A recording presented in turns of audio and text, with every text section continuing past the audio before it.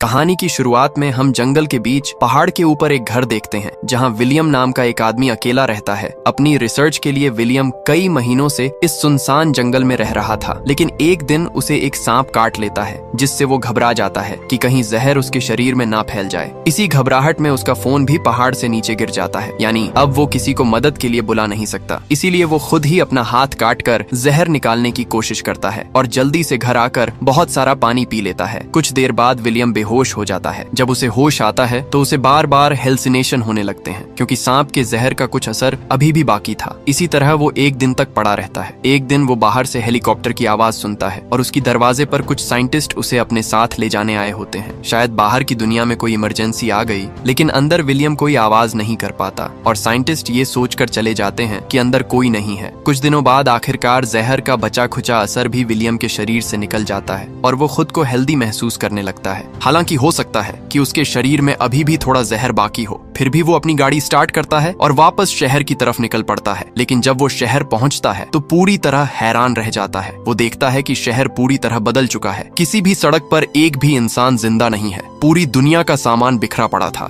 देखकर लगता है कि यहाँ कोई बहुत बड़ा हादसा हुआ था। लेकिन डरावनी बात ये थी कि सड़कों पर हजारों गाड़ियां बंद पड़ी थीं और उन गाड़ियों के अंदर मौजूद सारे लोग मरे हुए थे। तभी उसकी नजर रोड साइन पर पड़ती है। असल में कुछ दिन पहले पूरी दुनिया में एक बहुत भयानक वायरस फैल गया था, जो बहुत तेजी से फैलने की वजह से धरती पर मौजूद लगभग सभी इंसानों को इन्फेक्टेड कर मार चुका था। इसलिए अब न कोई सरकार थी, न कोई कानून, न नियम कायदे। खैर, विलियम अपने घर पहुंचता है और देखता है कि उसके पेरेंट्स भी कुछ दिन पहले ही मर चुके हैं। विलियम कुछ देर हकीकत को स्वीकार करता है, फिर अपने घर के पास ही अपने माँ बाप के लिए कब्र खोदता है। कुछ दिन बीत जाते हैं और विलियम समझ जाता है कि इस शहर में उसके अलावा कोई और जिंदा नहीं है। लेकिन उसे उम्मीद थी कि उसके अलावा भी कहीं ना कहीं कुछ लोग जिंदा होंगे जो उस वायरस से इम्यून रह गए होंगे। सेफ्टी के लिए विलियम अपने साथ एक बंदूक और कुछ सप्लाई लेकर लास्ट वेगास की तरफ निकल पड़ता है। रास्ते में जो ब्रिज शहर आने जाने का जरिया था वो भी ब्लॉक था, इसीलिए विलियम को बहुत लंबा सफर तय करके दूसरे रास्ते से लास्ट वेगास पहुंचना पड़ता है। लेकिन ये शहर भी खाली पड़ा था। यहाँ कोई नहीं था।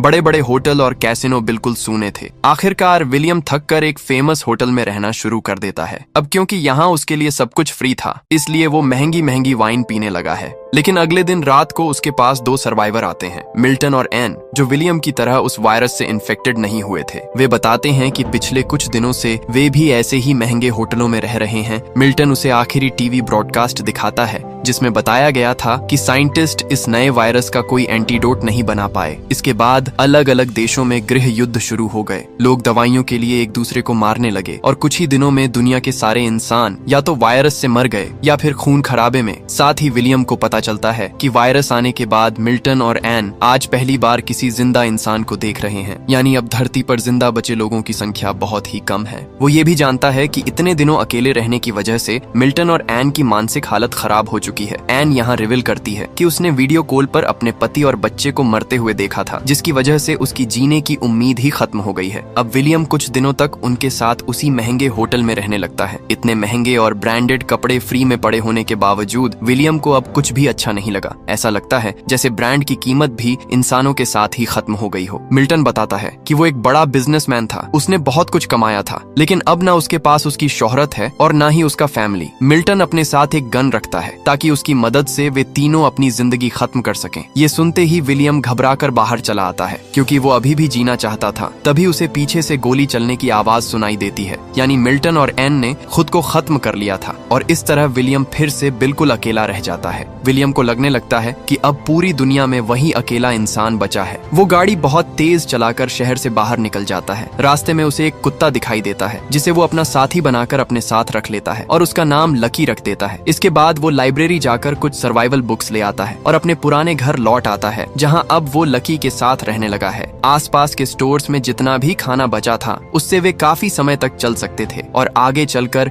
वे खेती करके भी खा सकते थे। समय बीतते बीतते एक साल गुजर जाता है विलियम और लकी की अच्छी बॉन्डिंग हो जाती है। लेकिन इंसानों के बिना विलियम बहुत बोर होने लगता है टाइम पास करने के लिए। कभी वो जॉगिंग करता है, कभी तैरने चला जाता है। एक समय तो वो अपनी गाड़ी को एक ही जगह पर गोल गोल घुमाता रहता है। लेकिन उसकी ये बोरिंग जिंदगी एक दिन बदल जाती है जब लकी दूर एक घर की तरफ देखकर जोर जोर से भौंकने लगता है। विलियम देखता है कि उस घर से धुआं निकल रहा है तो वो तुरंत गाड़ी लेकर उस जगह की तरफ पहुंचता है। वहाँ की छत पर एक लड़की बंदूक लेकर उसे डरा देती है। उस लड़की का नाम एमा था, वो भी एक सर्वाइवर थी। विलियम उसे अपने बारे में सब कुछ बताता है, जिससे एमा को यकीन हो जाता है कि विलियम से उसे कोई खतरा नहीं है। उनकी बातचीत से पता चलता है कि दोनों ने ही 1 साल से कोई जिंदा इंसान नहीं देखा था। विलियम के साथ जो कुछ भी हुआ था वो सब वो एमा को बता देता है और एमा भी अपनी सर्वाइवल स्टोरी शेयर करती है कि वो कल ही यहाँ आई है और उसे लग रहा था कि इस इलाके में कोई जिंदा इंसान नहीं है। कुछ देर बात करने के बाद विलियम उससे विदा लेने लगता है, लेकिन एमा कहती है, अरे आज रात यहीं रुक जाओ, कितने दिनों बाद कोई जिंदा इंसान मिला है। विलियम भी मान जाता है। फिर विलियम एमा को अपने घर ले आता है। अकेले रहने की वजह से उसने घर का कुछ भी ठीक से ख्याल नहीं रखा था, सब कुछ उल्टा पुल्टा पड़ा था। तो वे दोनों मिलकर घर को दोबारा ठीक करना शुरू करते हैं। पास ही खाने की दुकान थी तो वे वहाँ जाकर खाने पीने का सामान ले आते हैं। अचानक इस मुलाकात से दोनों के अंदर फिर से जिंदा रहने की उम्मीद जाग जाती है। अब वे साथ में सोकर उठते हैं और रोजमर्रा के अलग अलग काम करते हैं। वे अपने अपने शौक बना लेते हैं ताकि बोर ना हो। इसके अलावा वे जानते थे कि अगर वही धरती के आखिरी कपल हैं तो आबादी बढ़ाने की जिम्मेदारी भी उन्हीं पर होगी। उधर इंसानों के खत्म हो जाने की वजह से हिंसक जानवर अब शहर तक आने लगे थे।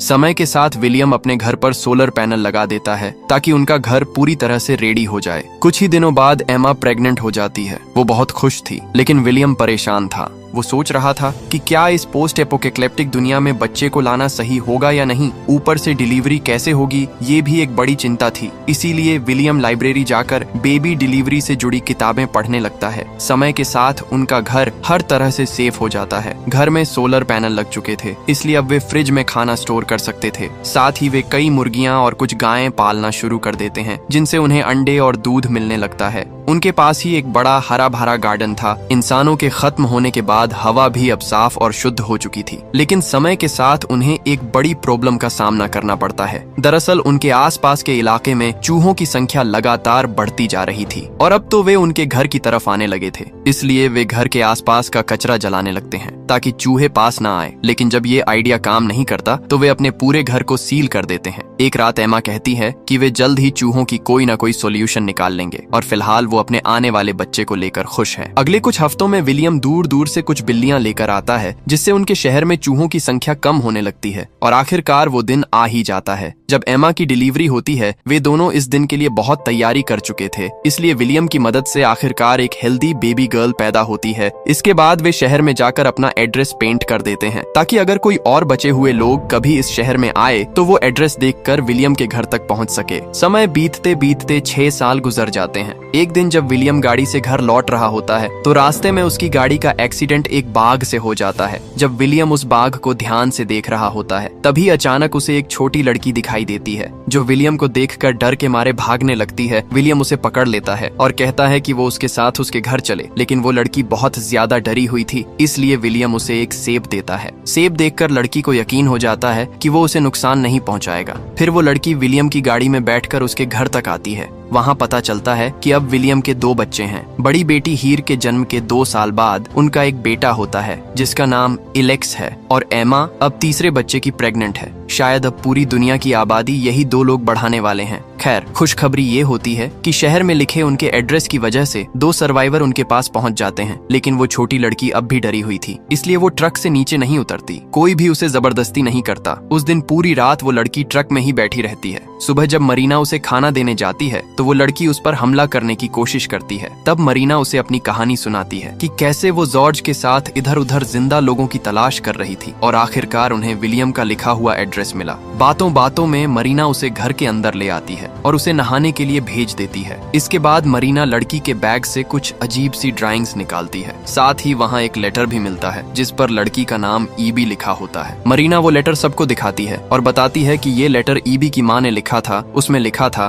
कि अगर किसी को ईबी मिले तो वो उसका ख्याल रखे, क्योंकि जब ये वायरस फैला था तब ईबी के पिता ने उसके साथ फिजिकल हैरेसमेंट किया था, जिसकी वजह से उस पर गहरा असर पड़ गया और वो किसी को भी देखकर डर जाती जाती है और एक दिन ईबी की माँ ने उसके पिता को मार दिया और ईबी को किसी सेफ जगह भाग जाने के लिए कहा। अब ये पांचों ईबी को अपने ग्रुप में शामिल कर लेते हैं। जल्द ही एमा अपने तीसरे बच्चे को जन्म देती है जिसका नाम सैम रखा जाता है। अब उनकी फैमिली और बड़ी हो जाती है। अगले 1 साल तक वे सब खुशी खुशी साथ रहते हैं, लेकिन एक दिन उन्हें किसी के आने का संकेत मिलता है। वे सारे बच्चों को घर के अंदर भेज देते हैं और बड़े लोग हथियार लेकर देखने जाते हैं कि कौन है। तभी वे देखते हैं कि ये एक और सर्वाइवल ग्रुप है जो शहर में लिखे एमा के एड्रेस को देखकर यहाँ पहुंचा है। इस ग्रुप में मॉली, जीन, एजरा और उनका बेटा राइफ थे। विलियम उन्हें अपने घर ले आते हैं। मॉली बताती है कि 8 सालों में उन्होंने सिर्फ 4 जिंदा लोगों को देखा है। उनके पास कोई ठिकाना नहीं था, वे इधर उधर भटकते रहे थे। तब एमा कहती हैं कि अब यही उनका घर है, यहाँ किसी चीज की कमी नहीं है और वे सब मिलकर यहाँ एक नई सोसाइटी बना सकते हैं। इस ग्रुप में मॉली एक डॉक्टर थी, यानी अगर कोई मेंबर घायल होता है तो उनके पास डॉक्टर होना किस्मत की बात थी। अगले दिन विलियम नए मेंबर्स को रूल्स समझाता है कि अब शहर और जंगल में इंसानों की गिनती बहुत कम है, इसलिए अक्सर जंगली जानवर आसपास घूमते रहते हैं। इसीलिए जब भी वे शहर में सप्लाई लेने जाएंगे तो हथियार और साथ में कोई ना कोई जरूर होगा। इसके बाद सब लोग शहर के आखिरी हिस्से में जाते हैं अलग अलग चीजें लेने के लिए। पास ही एक हॉस्पिटल था और मॉली डॉक्टर होने की वजह से वहाँ से कई दवाइयाँ इकट्ठा करती हैं। फिर वे सारी जरूरी सप्लाई लेकर घर लौट आते हैं। यहाँ नया मेंबर जीन एक सिंगर होती है तो वो सबके लिए एक गाना गाती है। वो एजरा के बच्चे की माँ भी होती है। उधर जॉर्ज और मरीना कई सालों बाद एक दूसरे के करीब आते हैं। आने वाले महीनों में जीन और मरीना दोनों एक एक बेटी को जन्म देती हैं और इस तरह धीरे धीरे 14 साल बीत जाते हैं। अब उनका फैमिली बहुत बड़ा हो चुका होता है। आज वे अपनी बड़ी बेटी हीर का बर्थडे सेलिब्रेट कर रहे होते हैं। यहाँ विलियम अपने ग्रुप के सभी बच्चों को पढ़ाता है ताकि उन्हें पुरानी दुनिया के बारे में सब कुछ पता रहे कि पहले जमाने में धरती पर बहुत सारे लोग रहते थे, उनका बिहेवियर कैसा था,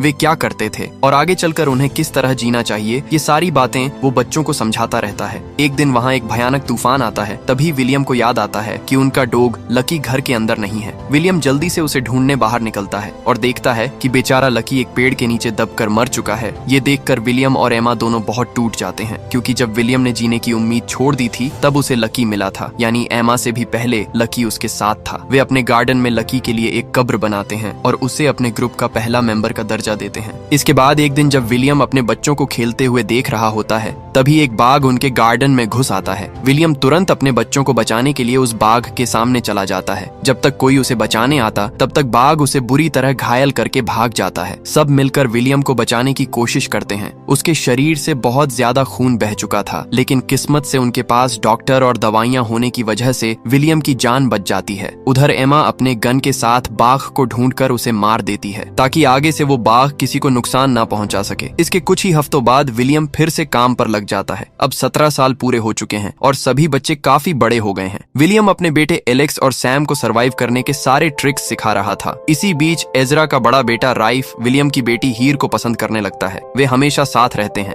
अब वे अपने फैमिली को बताते हैं कि वे अकेले बाहर दुनिया में घूमने निकलने का फैसला कर चुके हैं। सब जानते थे कि आबादी बढ़ाने की जिम्मेदारी उन्हीं पर है, इसलिए इसमें किसी को कोई आपत्ति नहीं होती। फिर वे दोनों को हथियार और खाना पानी देकर विदा करते हैं। कुछ दिनों बाद उनके पास पानी की कमी होने लगी है। पास के एक डंप में जाकर वे पता करते हैं कि आसपास का सारा पानी सूख रहा है। असल में अचानक इंसानों के खत्म हो जाने की वजह से मौसम का प्रोसेस पूरी तरह बदल गया था, जिससे कई महीनों तक बारिश नहीं हुई। यानी अब ग्रुप के सामने एक बड़ी प्रॉब्लम थी, पानी की कमी। तभी वे देखते हैं कि उनकी तरफ एक गाड़ी आ रही है। इसका मतलब है कि उनके अलावा भी कुछ अन्य सर्वाइवर अभी तक जिंदा हैं। वे जल्दी से घर पहुंचकर सबको ये इन्फॉर्मेशन देते हैं और कहते हैं कि ये लोग हमारे लिए खतरा हो सकते हैं और हमारे घर को भी कब्जा कर सकते हैं। असल में उस ग्रुप की चार्लिस्ट थी जो कहती है कि वे यहाँ तेल लेने आए हैं। असल में उनके पास एक ड्रिल मशीन है जिससे वे जमीन में ड्रिल करके विलियम के लिए हैंडपंप लगा सकते हैं ताकि उन्हें पानी मिलता रहे। लेकिन इसके बदले चार्ली विलियम से पेट्रोल चाहता है ताकि वे 500 मील दूर के इलाकों तक जा सकें। अब क्योंकि विलियम के ग्रुप के पास पानी की कमी थी, इसलिए वे इस ऑफर को मान लेते हैं। वैसे भी इतने बार टोल देकर क्या करेंगे। विलियम की बात मानते हुए चार्ली का ग्रुप किसी जगह पर ड्रिल करना शुरू कर देता है, क्योंकि ये प्रोसेस पूरा होने में कई दिन लगेंगे। इसीलिए चार्ली का ग्रुप अपनी वैन में रहेगा। लेकिन समय के साथ विलियम नोटिस करता है कि चार्ली कोई अच्छा इंसान नहीं है।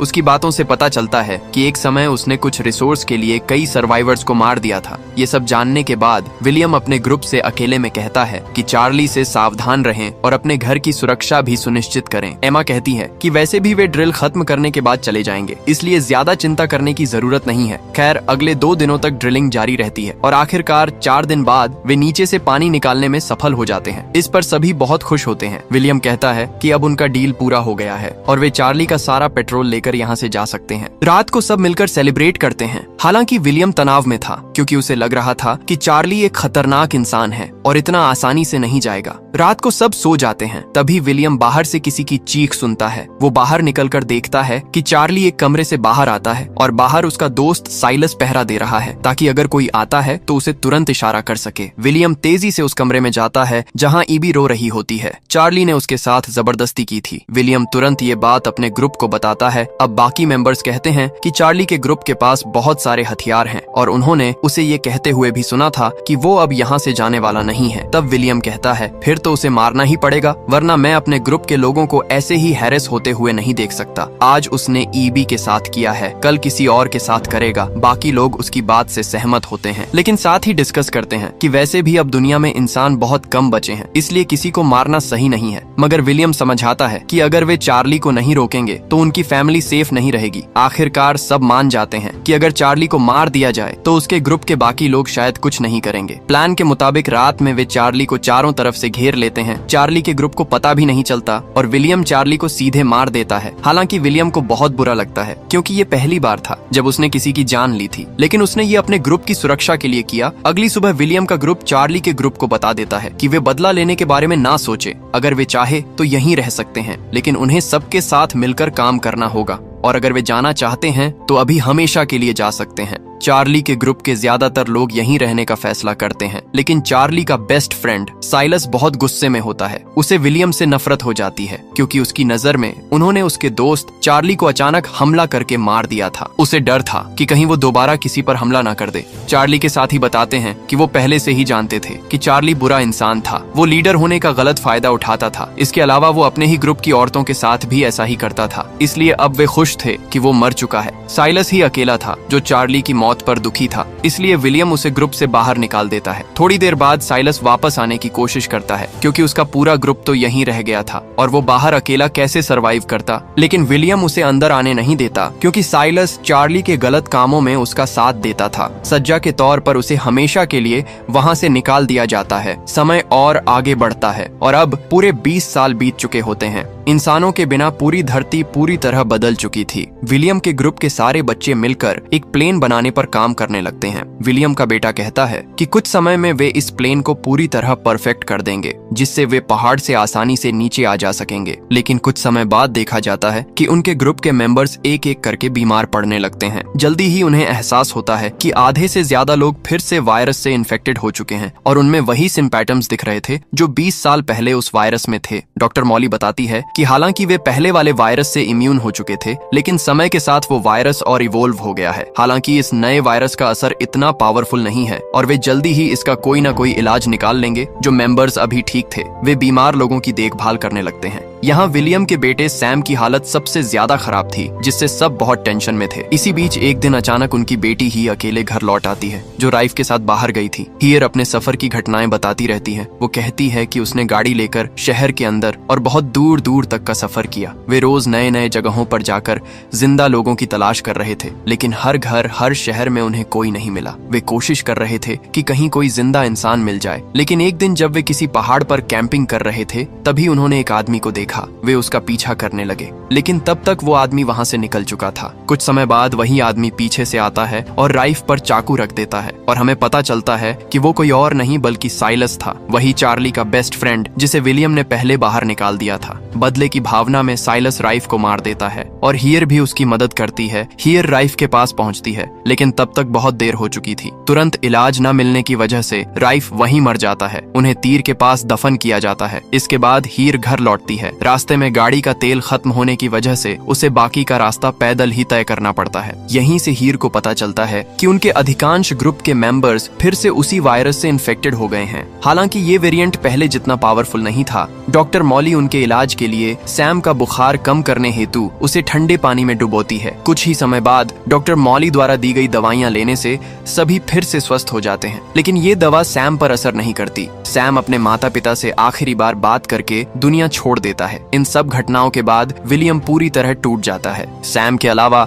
उनके ग्रुप के 3 और मेंबर भी मर चुके होते हैं। एमा विलियम को समझाती है कि जब हमारे पास कुछ भी नहीं था तब भी हम दोनों साथ थे। आज हमारे पास एक पूरा ग्रुप है और हम ही भविष्य की दुनिया की आबादी बढ़ाने वाले हैं। अब विलियम हिम्मत नहीं हारता और ग्रुप के बच्चों को आगे के लिए तैयार करने लगता है। एक दिन वो पहाड़ की चोटी पर जाकर सूर्योदय देखता है और उसे एहसास होता है कि 20 साल में दुनिया कितनी बदल चुकी है। वो लौटकर बच्चों को एक स्पीच देता है कि अब तक वे गलत रास्ते पर चल रहे थे। वे पुरानी दुनिया जैसा बनना चाहते थे, लेकिन अब दुनिया पहले जैसी नहीं रही, इसलिए अब से उन्हें प्रकृति के हिसाब से जीना सीखना होगा। प्रकृति ही उन्हें सिखाएगी कि इस नई दुनिया और नए मौसम में कैसे रहना है। इसके बाद वे रेडियो को फिर से चालू करते हैं ताकि आपस में कम्युनिकेशन कर सकें। वे एक नई सोसाइटी बनाते हैं, सोशल इवेंट्स रखते हैं ताकि बच्चे समझ सकें कि इंसान एक सोशल जीव होता है। वे आसपास के शहरों को अपने हिसाब से रेनोवेट करते हैं। धीरे धीरे इस नई दुनिया में 50 साल बीत जाते हैं। बूढ़ा विलियम अपने पोते से कहता है कि ये नई मानव सभ्यता उन्हीं की नस्ल से निकली है और अब इसे आगे बढ़ाने की जिम्मेदारी उसी की है। और इसी के साथ इस कहानी का एंड हो जाता है। दोस्तों, वीडियो पसंद आए तो लाइक कर देना, साथ ही चैनल को सब्सक्राइब कर लेना। मिलते हैं अगली वीडियो में।